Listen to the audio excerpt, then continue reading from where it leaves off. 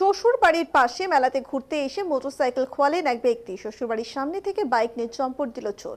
এমন ঘটনায় চাঞ্চল্য গঙ্গারামপুর শহরের ঢলদিঘি এলাকায়। ঘটনায় পুলিশের দ্বারস্থ বাইক মালিক।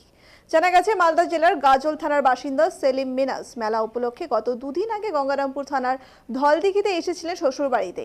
রবিবার রাতে শ্বশুর বাড়ির সামনে বাইক রেখে মেলাতে ঘুরতে গিয়েছিল ওই ব্যক্তি। মেলা থেকে ঘুরে এসে দেখতে পান তার বাইকটি উধাও হয়ে গেছে। ঘটনার পর অনেক খোঁজাখুঁজি করেও মেলেনি বাইক, যার জেরে ব্যাপক চাঞ্চল্যের সৃষ্টি হয় এলাকায়। এরপরে পুলিশের দ্বারস্থ হন ওই ব্যক্তি ও তার শ্বশুরবাড়ির লোকজন। এদিকে ঘটনার খবর পেয়ে রাতে ঘটনাস্থলে ছুটে যায় গঙ্গারামপুর থানার পুলিশ। পুলিশ পুরো বিষয়টি খতিয়ে দেখছে। তারপরে বাইকটা রেখে বাড়িতে ছিলাম, বাড়ি থেকে বেরিয়ে 8টার সময় দেখে বাড়িতে ঢুকলাম। বেরিয়ে 15 মিনিট পর দেখছি বাইক নেই। বাইকটা কোথায় রেখেছি? বাইকটা বাড়ির সামনে খোলাই, শ্বশুর বাড়ির সামনে রেখেছি। খোলাই। হ্যাঁ, তারপরে বাইকটা এসে দেখছি নাই।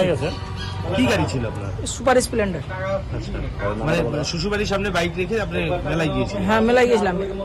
মেলায় এসে মেলা থেকে রিটার্ন এসে দেখছি বাইক নাই। 10 মিনিটে লক করেছিলেন? লক করাই ছিল, এসে দেখছি গাড়ি নেই। তার মানে কি লক ভেঙে চুরি হয়েছে? হুম। তারপরে কি করলেন আপনি? তারপরে খোঁজাখুঁজি করার পরে তারপরে থানায় আসলাম। এসে বলছে সকালে আসবে।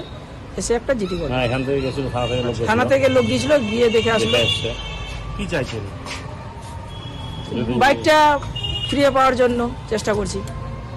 বাইকের নাম্বার WB66 P3952 মেলায়। ঘটনা ঘটেছে কালকে রাত্রি মোটামুটি 8টার দিকে।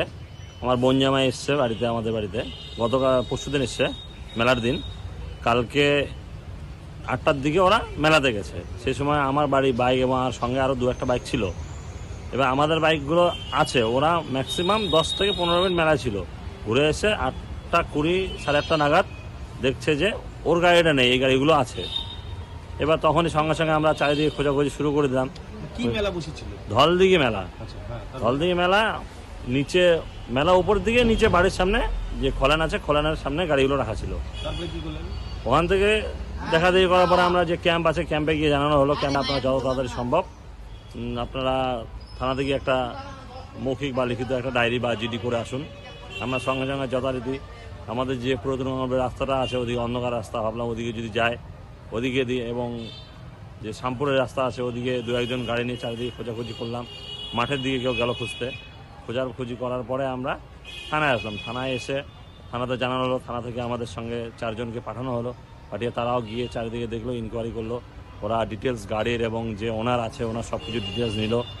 নেওয়ার পরে আমাদেরকে বললো আমরা জিডি কোথায়, বলছে আমরা তো মৌখিক একটা ডায়েরি নিয়ে নিয়েছি, তা আপনারা এত রাত্রে না গিয়ে সকালবেলা আসুন, সকালবেলা জিডিটা করে দিন। আপনারা এখন কি চাইছেন? আমরা চাইছি যদি যত তাড়াতাড়ি সম্ভব, থানা থেকে প্রশাসন অবশ্যই হেল্প করছে, গাড়িটা যাতে যত তাড়াতাড়ি সম্ভব যাতে আমরা পাই, খুব উপকৃত হব, খুব ভালো হয়।